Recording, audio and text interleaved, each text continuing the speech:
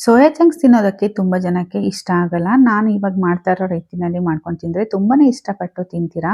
First soya ಚಂಕ್ಸ್‌ನ ಬಿಸಿನೀರಲ್ಲಿ ಒಂದು 2-3 ನಿಮಿಷ ಕುದಿಸಿ ತೆಗೆದು ತಣ್ಣಗೆ ಮಾಡಿ ಅದಾದಮೇಲೆ ಅದನ್ನು ಎಕ್ಸೆಸ್ ಆಗಿರುವಂಥ ವಾಟರ್‌ನ ಸ್ಕ್ವೀಸ್ ಮಾಡಿ ಮಿಕ್ಸರ್ ಜಾರ್‌ಗೆ ಹಾಕಿಬಿಟ್ಟು ಸ್ವಲ್ಪ ತರಿಯಾಗಿ ರುಬ್ಕೋಬೇಕು. ಅದಾದಮೇಲೆ 2 ಈರುಳ್ಳಿನ 2 ಟೊಮೊಟೊ ಎರಡನ್ನೂ ಕೂಡ ಚಿಕ್ಕದಾಗಿ ಹೆಚ್ಕೋಬೇಕು. ಈಗ 1 ಕಪ್ ಕಡಲೆ ಹಿಟ್ಟು, ಅರ್ಧ ಕಪ್ ರವೆ, ಹಾಗೆ ಕರಿಬೇವು, ಹಾಗೆ ಸ್ವಲ್ಪ ಉಪ್ಪು, ಖಾರದ ಪುಡಿ, ಗರಂ ಮಸಾಲ, ಸ್ವಲ್ಪ ಡ್ರೈ ಮ್ಯಾಂಗೋ ಪೌಡರ್ ಬೇಕಿದ್ರೆ ಹಾಕೋಬೋದು, ಇಲ್ಲ ನಿಂಬೆಹಣ್ಣನ್ನು ಹಾಕೋಬೋದು. ಅದರ ಜೊತೆಗೆ ಚಾಟ್ ಮಸಾಲನ ಕೂಡ ಹಾಕೊತಾ ಇದ್ದೀನಿ. ಇದನ್ನ ಹಾಕೋದ್ರಿಂದ ಟೇಸ್ಟ್ ಕೂಡ ತುಂಬಾ ಚೆನ್ನಾಗಿರುತ್ತೆ.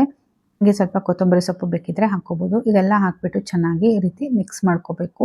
ಇದಕ್ಕೆ ಎಕ್ಸ್ಟ್ರಾ ನೀರೇನು ಹಾಕೋಂಗಿಲ್ಲ. ಸೋಯಾ ಚಂಕ್ಸಲ್ಲೇ ನೀರಿರೋದ್ರಿಂದ ನೀರು ಬಿಡುತ್ತೆ. ಹಾಗೆ ಈರುಳ್ಳಿ ಹಾಗೆ ಉಪ್ಪೆಲ್ಲ ಹಾಕೋದ್ರಿಂದ ಚೆನ್ನಾಗಿ ನೀರು ಬಿಟ್ಕೊಳ್ಳುತ್ತೆ. ಅದೇ ಈ ರೀತಿ ಉಂಡೆಗಳನ್ನ ಮಾಡ್ಕೊಂಬಿಟ್ಟು ಫ್ಲ್ಯಾಟ್ ಮಾಡಿಬಿಟ್ಟು ಒಂದು ಪ್ಯಾನ್ನ ಬಿಸಿ ಮಾಡಿ ಆಯಿಲ್ನ ಹಾಕಿಬಿಟ್ಟು ಈ ರೀತಿ 2 ಕಡೆ ಬೇಯಿಸ್ಬಿಟ್ರೆ ಸೋಯಾ ಚಂಕ್ಸ್ ಕಟ್ಲೆಟ್ ರೆಡಿ ಆಗುತ್ತೆ.